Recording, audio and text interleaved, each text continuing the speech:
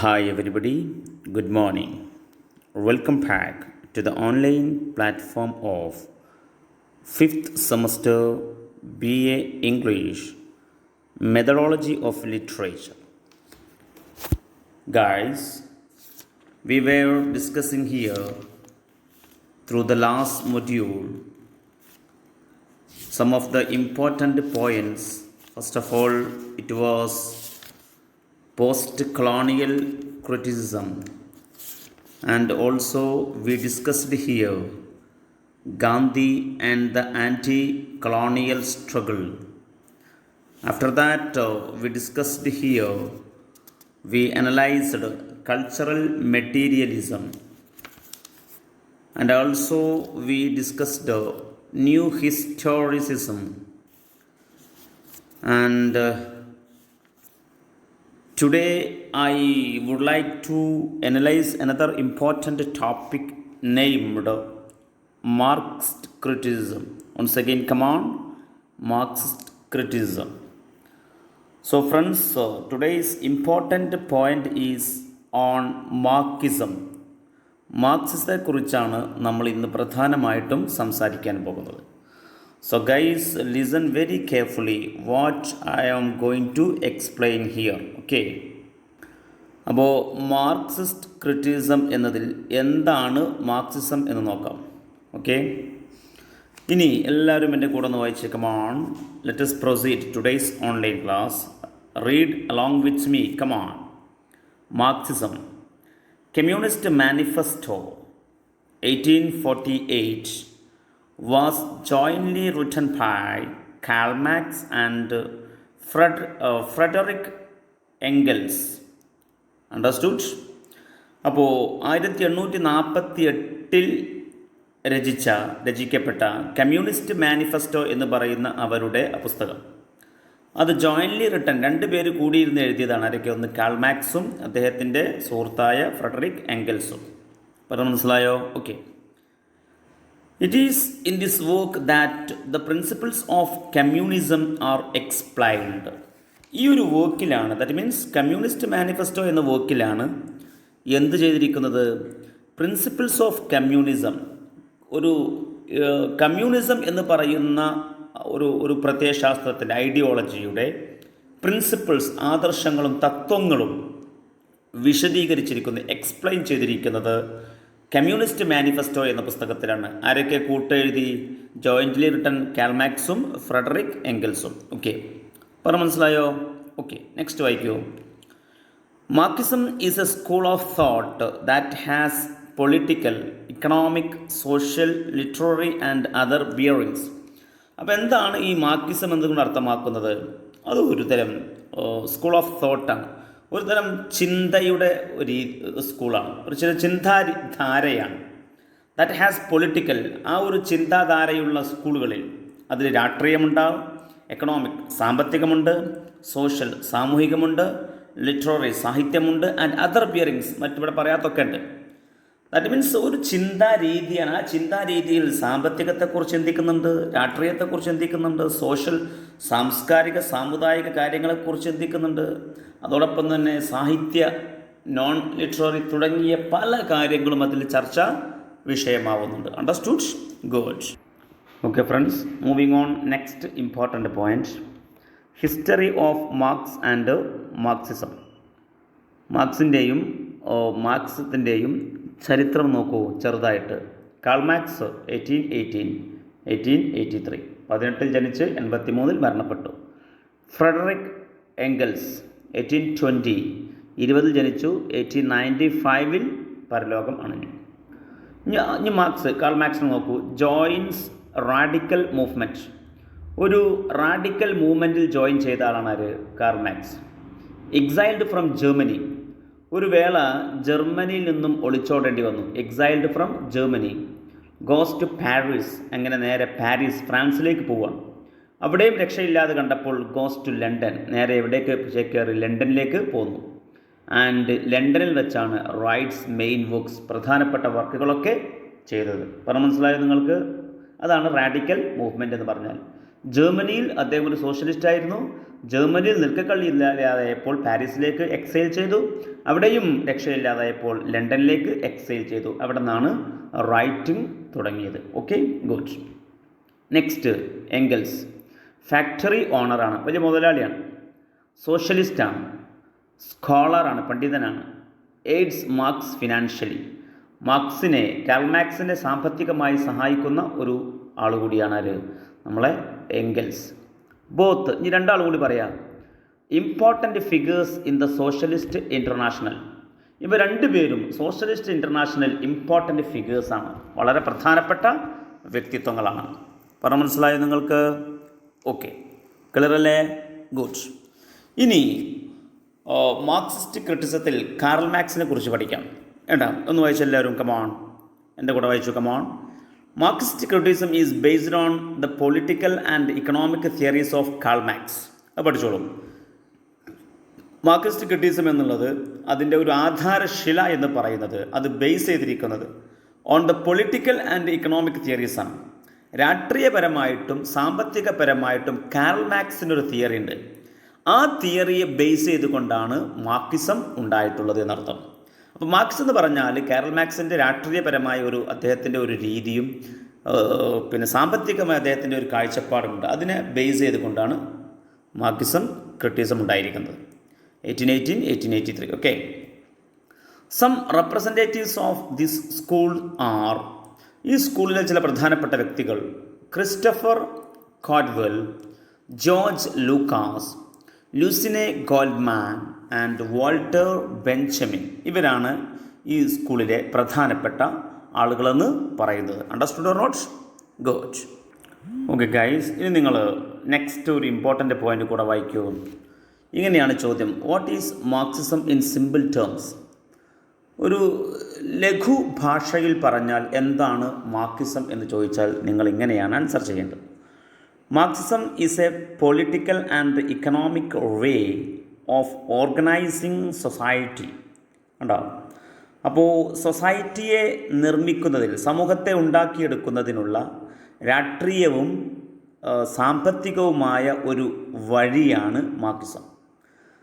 അപ്പോൾ രാഷ്ട്രീയപരമായിട്ടും സാമ്പത്തികപരമായും ആ വഴികളിലൂടെ എങ്ങനെ ഒരു സമൂഹത്തെ ഉണ്ടാക്കിയെടുക്കാൻ സാധിക്കും എന്നതിൻ്റെ ഒരു ചിത്രമാണ് മാർക്സിസം എന്ന് പറയുന്നത്. Okay. Where the workers own the means of production. അവിടെ വർക്കേഴ്സ്, തൊഴിലാളി വർഗമാണ് own the means of production. That means പ്രൊഡക്ഷൻ്റെ മീൻസ്, അതിൻ്റെ മാധ്യമങ്ങൾ, അതിൻ്റെ വഴികൾ, നിർമ്മാണ വഴികൾ സ്വന്തമാക്കുന്നത് ആരാണ്? വർക്കേഴ്സിനാണ്. തൊഴിലാളികൾക്ക് തൊഴിലാളികളുടെ എല്ലാവിധ ആനുകൂല്യങ്ങളും അംഗീകരിച്ചു കൊടുത്ത് അവരെ വലിയ ആളുകളായി കണ്ട് കർഷകരെ മനോഹരമായി കാണണം എന്നുള്ളതാണ് മാർക്സിസം പറയുന്നത്. Socialism is a way of organising A society. അതേപോലെ സോഷ്യലിസവും എന്താണ്? സൊസൈറ്റിയെ നിർമ്മിക്കുന്ന ഒരു വഴിയാണ്. In which the means of production, അവിടെയും പ്രൊഡക്ഷൻ്റെ വഴികൾ ആർ ഓൺഡ്, സ്വന്തമാക്കി വെക്കും, ആൻഡ് കൺട്രോൾഡ് ബൈ ദ പ്രോളിട്രേറ്റ്. കണ്ടാ, അപ്പോൾ പ്രൊഡക്ഷൻ്റെ വഴികൾ ഇത് എങ്ങനെയൊക്കെയാണ് നിർമ്മാണം നടത്തേണ്ടത്, എവിടൊക്കെയാണ് ഉൽപ്പാദനം നടത്തേണ്ടത് എന്നതിനെക്കുറിച്ച് ഇന്ന് പ്രധാനമായി നടക്കുന്നൊരു വിഷയം എന്താ നിങ്ങൾക്കറിയോ? ഇന്ന് കർഷക സമരം നടക്കുകയാണല്ലോ ഡൽഹിയിലൊക്കെ, അല്ലേ? 2-2.5 മാസത്തോളമായിട്ടുള്ള കർഷക സമരമാണ്. ഈ ഒരു സ്ട്രഗിളിൽ നമ്മുടെ ഭാരതത്തിൻ്റെ സർക്കാർ പറഞ്ഞത് കർഷകരുടെ 3 ആവശ്യങ്ങൾ അവിടെ എന്ത് ചെയ്യായിരുന്നു? കട്ട് ചെയ്യുകയായിരുന്നു. എന്ന് പറഞ്ഞാൽ ബുർഷോസികൾക്ക് വേണ്ടി എങ്ങനെയും അവർ പറയുന്നതിനനുസരിച്ച് കർഷകർ നിന്ന് ആടേണ്ട ഒരു പാവയായി, ബുർഷോസികളുടെ കയ്യിലെ പാവയായിട്ട് ആര് മാറും? കർഷകർ മാറും. അതുകൊണ്ട് അതിന് പറ്റില്ല. എന്ത് വിളവെടുക്കണം, എന്ത് ചെയ്യണം, എന്തൊക്കെ ഇറക്കണം, അതിൻ്റെ ഉപാധികൾ ആർക്ക് എന്നൊക്കെ തീരുമാനിക്കൽ ആര് തന്നെയാണ്? കർഷകർ തന്നെയാണ് എന്ന ഒറ്റ കാഴ്ചപ്പാടാണ് ആർക്കുള്ളത്?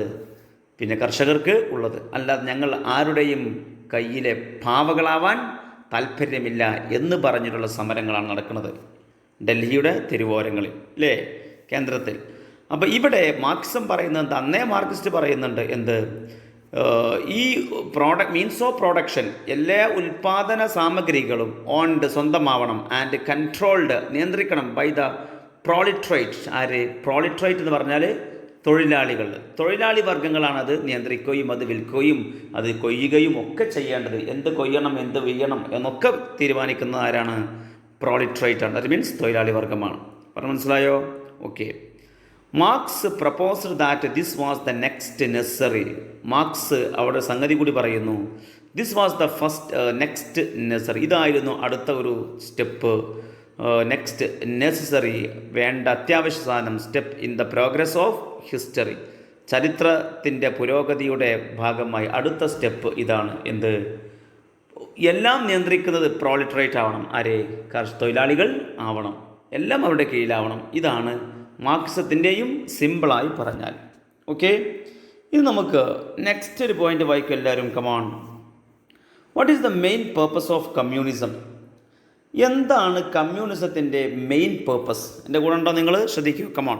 കമ്മ്യൂണിസത്തിൻ്റെ മെയിൻ പേർപ്പസ് എന്താണെന്ന് ചോദിച്ചാൽ നിങ്ങൾ എങ്ങനെയാണ് ആൻസർ ചെയ്യേണ്ടത്? Come on. According to communist writers. ഉണ്ടോ?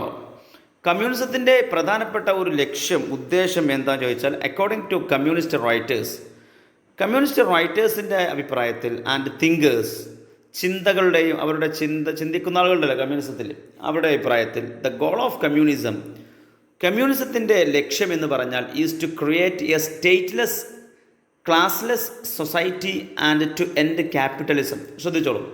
അപ്പോൾ എന്താണ് കമ്മ്യൂണിസ്റ്റിൻ്റെ മെയിൻ പർപ്പസ്? ഒരുപാട് പർപ്പസ് ഉണ്ട്. അതിൽ പ്രധാനപ്പെട്ട ലക്ഷ്യം എന്ന് പറഞ്ഞാൽ അത് കമ്മ്യൂണിസ്റ്റ് റൈറ്റേഴ്സും കമ്മ്യൂണിസ്റ്റ് തിങ്കേഴ്സും ഇങ്ങനെ പറയുന്നു. എന്ത്? കമ്മ്യൂണിസത്തിൻ്റെ ലക്ഷ്യം എന്ന് പറഞ്ഞാൽ ക്രിയേറ്റ് എ സ്റ്റേറ്റ് ഇല്ലാത്ത, ക്ലാസ്ലെസ്, ഒരു വർഗവുമില്ലാത്ത, എല്ലാവരും ഒന്നാണ്. അവിടെ ജാതി വർണ്ണവർഗ്ഗങ്ങൾക്കൊന്നും സ്ഥാനമില്ല. ഒരു വർഗവുമില്ലാത്ത, ഒരു പദവിയുമില്ലാത്ത സൊസൈറ്റി, ഒരു സമൂഹത്തെ ക്രിയേറ്റ് ചെയ്യുക. ആൻഡ് ടു എൻഡ് ക്യാപിറ്റലിസം എന്ത് ചെയ്യുക? മുതലാളിത്തവൽക്കരണം അവസാനിപ്പിക്കുകയും ചെയ്യുക. ആളുകൾക്കിടയിൽ വ്യത്യാസമില്ലാത്ത ഒരു രീതി. All are equal. എല്ലാവരും തുല്യരാണ്. ആർക്കും അങ്ങോട്ടും ഇങ്ങോട്ടും ക്ലാസ് കൊടുക്കണം. ഒന്ന് ഹൈ ക്ലാസ് ആണ്, ഇവൻ ലോ ക്ലാസ് ആണ്, അങ്ങനെ സംഗതിയേ ഇല്ല. ഇതാണ് എന്തിൻ്റെ ലക്ഷ്യം? Purpose of communism. Main purpose of communism. Understood? Okay. ഇനി നെക്സ്റ്റ് പോയിന്റ് വായിക്കുക. കമോൺ. ഇനി ഇങ്ങനൊരു പോയിൻ്റാണ്. എന്ത്? Who is the father of communism ചോദിക്കുകയാണ്. ആരാണ് കമ്മ്യൂണിസത്തിൻ്റെ ഫാദർ എന്ന് ചോദിച്ചാൽ നമുക്ക് ആൻസർ ഇങ്ങനെ കൊടുക്കാം. ഇൻ ദ 1840s, 1840കളിൽ ജർമ്മൻ ഫിലോസഫറായ ആൻഡ് സോഷ്യോളജിസ്റ്റ്, ഒരു സോഷ്യോളജിസ്റ്റ് കൂടിയായിരുന്ന Karl Marx, who was living in England after fleeing the authorities in the German state. നേരത്തെ പറഞ്ഞു, ജർമ്മനിയിൽ പ്രശ്നമുണ്ടായപ്പോൾ നേരെ പാരീസിലേക്ക് ഫ്ലീ ചെയ്തു. പാരീസിൽ നിൽക്കകളില്ലാതായപ്പോൾ നേരെ എവിടേക്ക്? ഇംഗ്ലണ്ടിലേക്ക് ഫ്ലീ ചെയ്തു. അങ്ങനെ ഇപ്പോൾ ഇംഗ്ലണ്ടിലാണ് താമസിക്കുന്നത്. മനസ്സിലായല്ലോ? അങ്ങനെ താമസിക്കുന്ന ജർമ്മൻ ഫിലോസഫറും സോഷ്യോളജിസ്റ്റ് കൂടിയായ Karl Marx, where he was considered a political threat. അയാൾക്ക് എന്തുണ്ടായി? രാഷ്ട്രീയമായ ഭീഷണി ഉണ്ടായി. began publishing books in which he outlined his theories for a variety of communism, now known as Marxism. ഇന്ന് മാർക്സിസം എന്നറിയപ്പെടുന്ന രീതിയിലുള്ള എല്ലാ ആദർശങ്ങളും ഐഡിയോളജിയും ഒക്കെ ഇംഗ്ലണ്ടിൽ വെച്ച് ക്രിയേറ്റ് ചെയ്ത ആളാണ് ആര്? ബഹുമാനപ്പെട്ട കാൾ മാർക്സ്. അദ്ദേഹത്തെയാണ് ഫാദർ ഓഫ് കമ്മ്യൂണിസം എന്ന പേരിൽ അറിയപ്പെടുന്നത്. അപ്പോൾ ഔട്ട്ലൈൻഡ് ഹിസ് തിയറീസ്, എല്ലാ തിയറികളുടെയും ഒരു രൂപരേഖ തയ്യാറാക്കിയത് ഇംഗ്ലണ്ടിൽ വെച്ചാണ്. കാരണം ജർമ്മനിയിൽ നിൽക്കക്കള്ളില്ലാതെയായി, പാരീസിലുമില്ല, നേരെ എവിടേക്ക് എക്സൈൽ ചെയ്തു ഒളിച്ചോടുകയാണ്? ഇംഗ്ലണ്ടിലേക്ക്. അവിടെ ഇംഗ്ലണ്ടിൽ അദ്ദേഹത്തെ സഹായിക്കാൻ എംഗൽസും ഉണ്ടായിരുന്നു. അങ്ങനെയാണ് ഈ കമ്മ്യൂണിസത്തിൻ്റെ എല്ലാ ഔട്ട്ലൈനും അവിടെ വെച്ചാണ് ക്രിയേറ്റ് ചെയ്യുന്നത്. മനസ്സിലായോ? ഇന്നത്തെ മാർക്സിസം എന്ന പേരിൽ അത് പിന്നീട് അറിയപ്പെട്ടു. അണ്ടർസ്റ്റുഡ്? ഗുഡ്. ഓക്കെ. ഇനി ഓക്കെ ഗൈസ്, നെക്സ്റ്റ് ഒരു ഇമ്പോർട്ടൻ്റ് പോയിന്റ് ശ്രദ്ധിക്കൂ. കമോൺ. നിങ്ങളോടിങ്ങനെ ചോദിക്കുകയാണ്, ഹൂ ക്രിയേറ്റഡ് മാർക്സിസ്റ്റ് ക്രിറ്റിസിസം ആരാണ് ഉണ്ടാക്കിയെന്ന് ചോദിച്ചാൽ ഇതൊക്കെ ആരെന്നെയാണ്? നമ്മൾ അറിയുന്നത് പോലെ തന്നെ മാർക്സും ഫ്രെഡറിക് എംഗൽസും, അല്ലേ? നോക്കാം. Karl Marx with Friedrich Engels, the communist manifesto 1848 അതുണ്ടാക്കിയത്. ദാസ് ക്യാപിറ്റൽ 1867 ഉണ്ടാക്കിയത്. Consciousness derived from material conditions from the German ideology 1932 ഉണ്ടാകുന്നത്. On Greek art in its time from a contribution to the critique of political economy 1859. ഈ പുസ്തകങ്ങളിൽ നിന്നൊക്കെയാണ് എന്തുണ്ടാകുന്നത്? Marxism created ആകുന്നത്. ആരൊക്കെ? Call മാർക്സും Frederick എംഗൽസും കൂടി. മനസ്സിലായോ പറഞ്ഞത്? അണ്ടർസ്റ്റുഡ് ആണോ? ഓക്കെ, എങ്കിൽ നമുക്ക് നെക്സ്റ്റ് പോയിന്റിലേക്ക് കടക്കാം. Guys, read on. Marxism stands for a classless society. നേരത്തെ പറഞ്ഞു അല്ലേ? മാർക്സിസം എന്തിനു വേണ്ടി നിലകൊള്ളുകയാണ്? വർഗ വർണ്ണ ഭാഷ വ്യത്യാസങ്ങൾക്കപ്പുറം മനുഷ്യനെ മനുഷ്യനായി കാണുന്ന അല്ലേ? Marxism stands for a classless society. വർഗരഹിത സമൂഹത്തിന് വേണ്ടിയിട്ടാണ് മാർക്സിസം നിലകൊള്ളുന്നത്. ആൻഡ് കോമൺ ഓണർഷിപ്പ്, പൊതുവെയുള്ള ഒരു ഓണർഷിപ്പും ഓഫ് പ്രോപ്പർട്ടി എല്ലാവർക്കും ഓണർഷിപ്പായി കൊടുക്കുക എന്ന് പറഞ്ഞാൽ ആളുകൾക്ക് ഭൂമി വീതിച്ച് നൽകുന്ന ഒരു പദ്ധതി ഉണ്ടായിരുന്നു അല്ലേ? പട്ടയം നൽകിയിട്ട്. ഇങ്ങനെ ആളുകൾക്ക് എന്ത് ചെയ്യുക? പ്രോപ്പർട്ടി ഓണർഷിപ്പായി നൽകുക. വെറുതെ ആളുകൾക്ക് പ്രോപ്പർട്ടി ഉണ്ടായിട്ട് കാര്യമില്ല. ഇത് എല്ലാം ഇല്ലാത്തവന് ഉണ്ടാക്കി കൊടുക്കുക എന്നുള്ള ലക്ഷ്യമാണ് ആർക്കുള്ളത്? മാർക്സിസത്തിന് നിലകൊള്ളുന്നത്. Understood? Good. It is based on A materialist philosophy. It is based, Marxism അതിൻ്റെ നിലകൊള്ളുന്നത് ഓൺ മെറ്റീരിയലിസ്റ്റ് ഫിലോസഫി, ബൗദ്ധികവാദ തത്വശാസ്ത്രത്തിലാണ്. ആത്മീയ തത്വശാസ്ത്രത്തിൽ മാർക്സിസം നിലകൊള്ളുന്നില്ല. ആത്മീയത എന്ന് പറയുന്ന സാധനെ റിലീജിയസിലുള്ള അല്ലെങ്കിൽ ഗോഡിലുള്ള വിശ്വാസം ആർക്കില്ല? മാർക്സിസ്റ്റുകൾക്ക് ഇല്ല. അവർ നിലകൊള്ളുന്നത് മെറ്റീരിയലിസ്റ്റ് ഫിലോസഫിയിലാണ്. Understood? It does not believe in a life beyond this material world. കണ്ടോ? It does not believe. Eternal Marxism. മാർക്സിസത്തിൽ വിശ്വസിച്ച ആളുകൾ അവർ വിശ്വസിക്കുന്നില്ല ഇൻ എ ലൈഫ്, ഒരു ജീവിതത്തിൽ, ബിയോണ്ട് ദിസ് മെറ്റീരിയൽ വേൾഡ്, ഈ ഭൗതിക ലോകത്തിനപ്പുറം ഒരു ലോകമുണ്ട്. ലൈഫ് ആഫ്റ്റർ ഡെത്ത്, മരണാനന്തരം ഒരു ജീവിതമുണ്ട് എന്ന ഒരു വിശ്വാസം ആർക്കില്ല? ഈ മാർക്സിസ്റ്റുകൾ അവർക്കില്ല. ഓക്കെ, അപ്പോൾ അവർക്ക് എന്തില്ല? ദൈവവിശ്വാസം ഇല്ല എന്നർത്ഥം. അപ്പോൾ നോക്കൂ, മാർക്സിസം ഈസ് ബിൽറ്റ് അപ്പോൺ, അത് ഉണ്ടാക്കിയെടുത്തത് a scientific and logical understanding, ശാസ്ത്രീയമായ യുക്തി സഹമായ ഒരു അണ്ടർസ്റ്റാൻഡിങ്ങിലാണ് മാർക്സിസം ബിൽറ്റ് ചെയ്തിരിക്കുന്നത്. ഓഫ് ദ ഫാക്ട്സ്, ഫാക്റ്റുകളെ ഉൾപ്പെടുത്തി, ഓഫ് ദിസ് യൂണിവേഴ്സ്, ഈ പ്രപഞ്ചത്തിലെ ഫാക്റ്റുകളെ ഉൾപ്പെടുത്തി, ലോജിക്കലും സയൻറ്റിഫിക്കുമായ അണ്ടർസ്റ്റാൻഡിങ്ങോട് കൂടിയാണ് മാർക്സിസം ഉടലെടുത്തത്. അല്ലാതെ ദൈവികമായ ആത്മീയമായ ഒന്നും തന്നെ അതിലില്ല എന്നർത്ഥം. Its aim is to change the world. ആകെയുള്ള ലക്ഷ്യം എന്താണ്?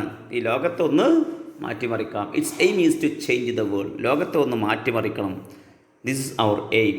This is Marx aim.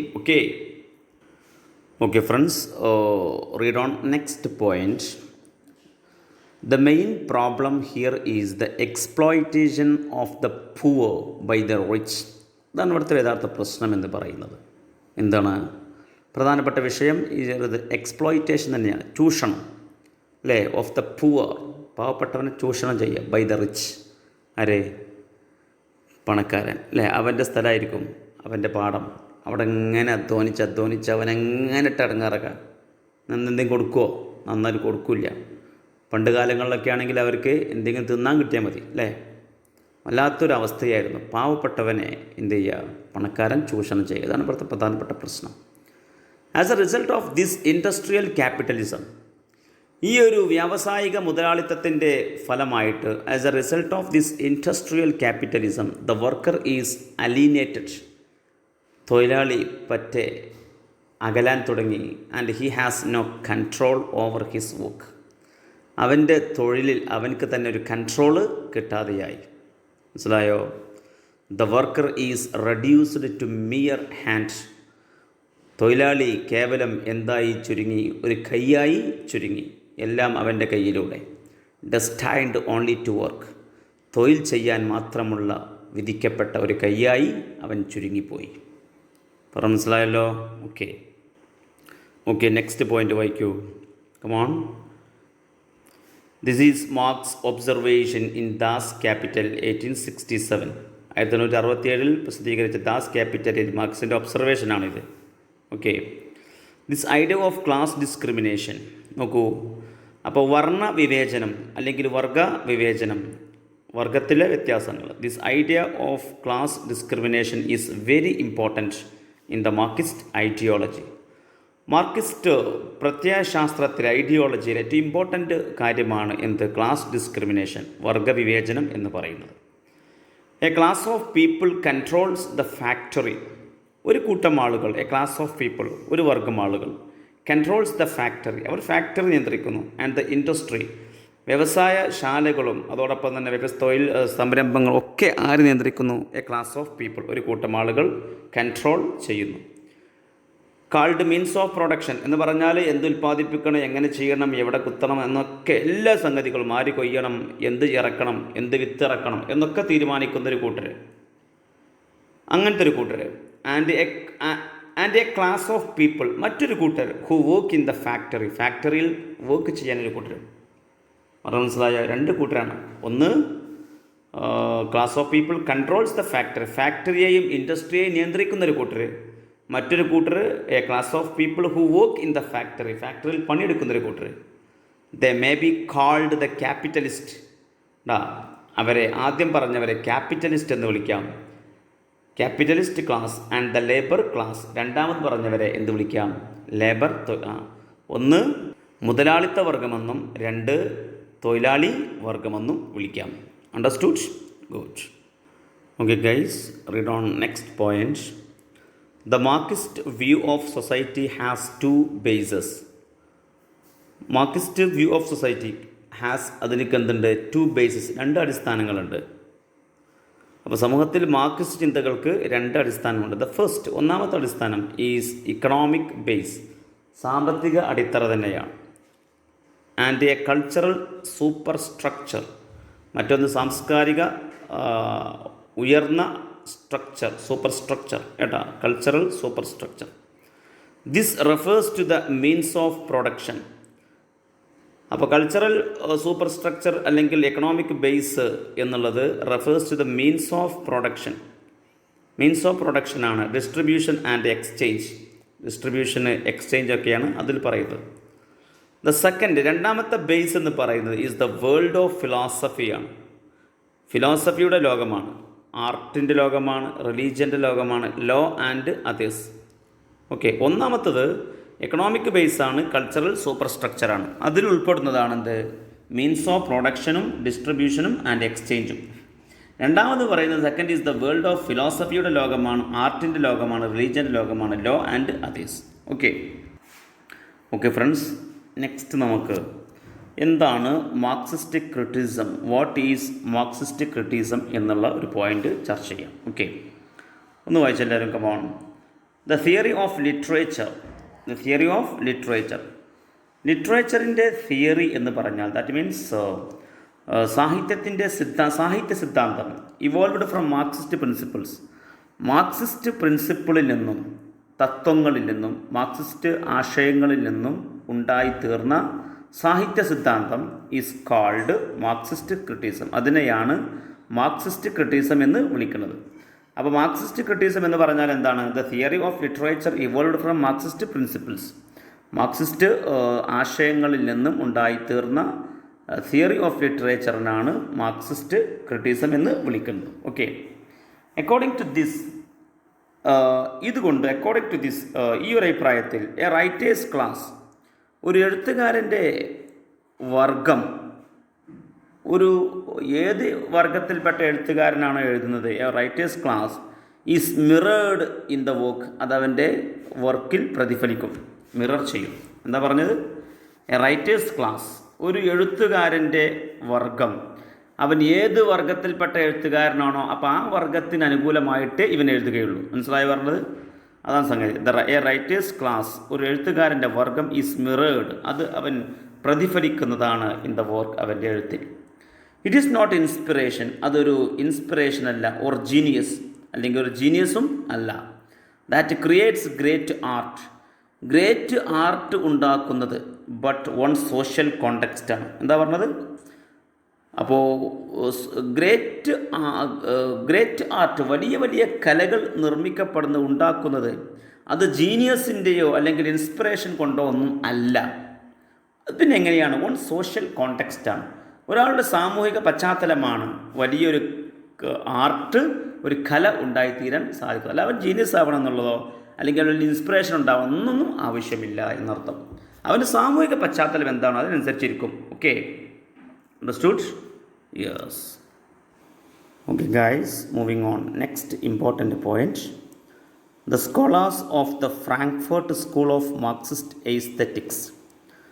അപ്പോൾ മാർക്സിസ്റ്റ് എയ്സ്തെറ്റിക്സിൻ്റെ ഫ്രാങ്ക്ഫർട്ട് സ്കൂളിലെ പണ്ഡിതന്മാർ, സ്കോളേഴ്സ്, അവിടുത്തെ പ്രധാനപ്പെട്ട ആളുകൾ പോലെയുള്ള Walter Benjamin, Herbert Marcuse, Theodor Adorno and Bertolt Brecht, ഇവരൊക്കെ എവിടെയാണ്? ഫ്രാങ്ക്ഫർട്ട് സ്കൂളിലെ പ്രധാനപ്പെട്ട ആളുകളാണ് കേട്ടോ. ഇവർ അറ്റംപ്റ്റ് ടു കമ്പൈൻ ചെയ്യാൻ വേണ്ടി ശ്രമിച്ചു, ഒരുമിച്ച് കൂട്ടാൻ. Freud and marks in there critical practice.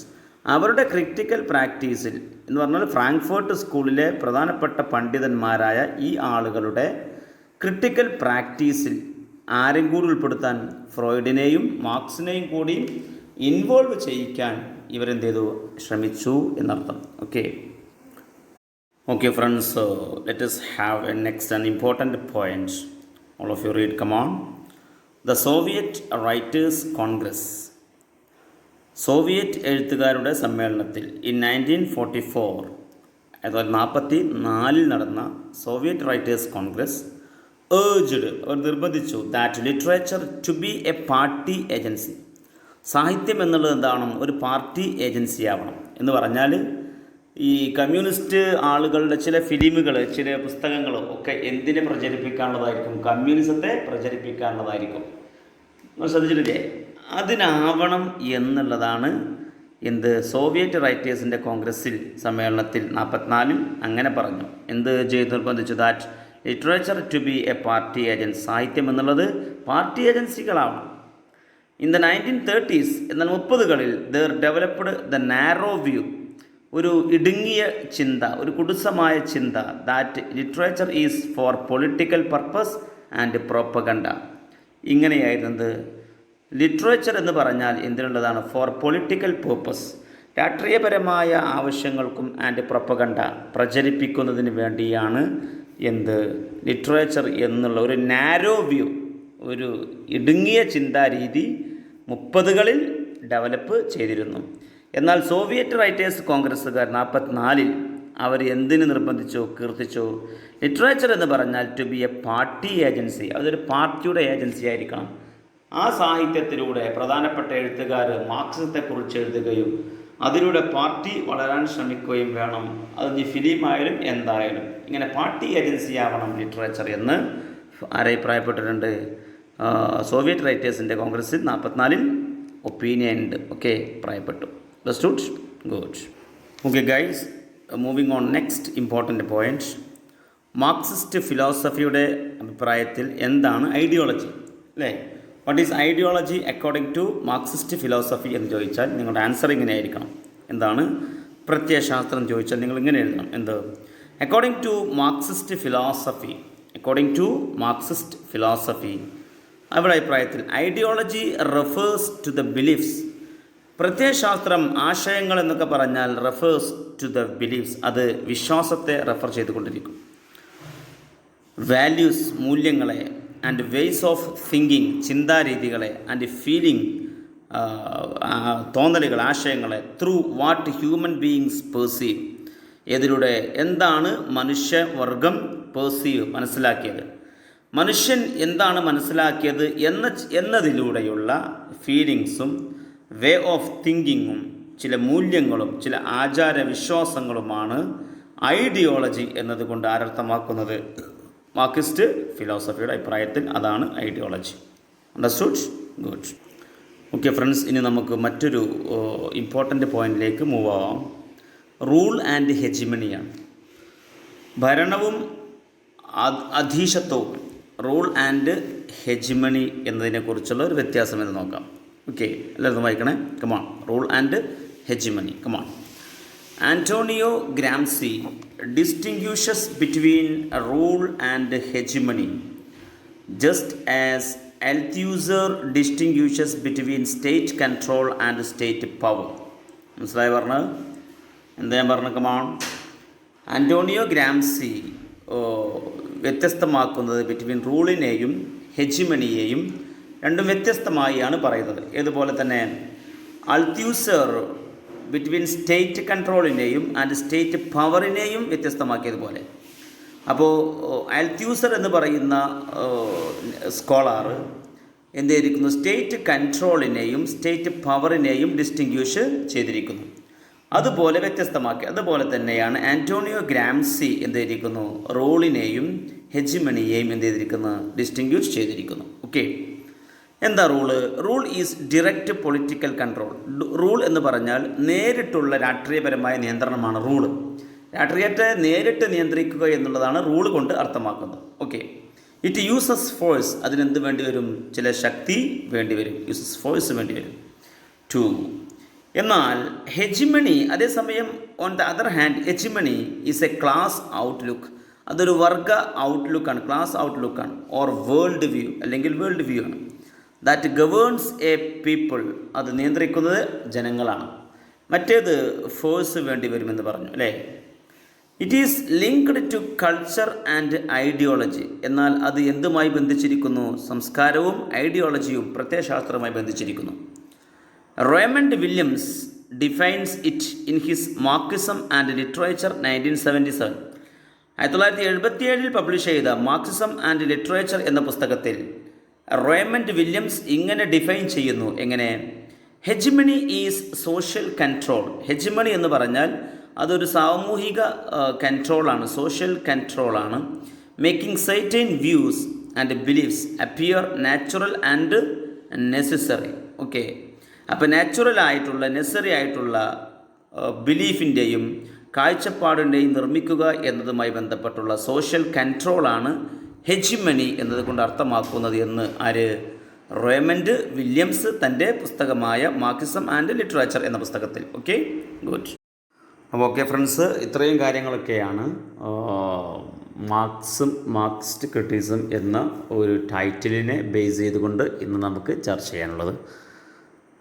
ബാക്കി നമുക്ക് 1-2 ക്ലാസ്സോട് കൂടി എന്ത് ചെയ്യണം, നമ്മുടെ 5th സെമസ്റ്റർ വൈൻഡപ്പ് ചെയ്യുക. ഏതായാലും എല്ലാവർക്കും ഹൃദ്യമായ ഒരു സുപ്രഭാതം നേരുന്നു. ഇന്നത്തെ ക്ലാസ്സോട് അവസാനിക്കുകയാണ്. Thank you. Have A nice day.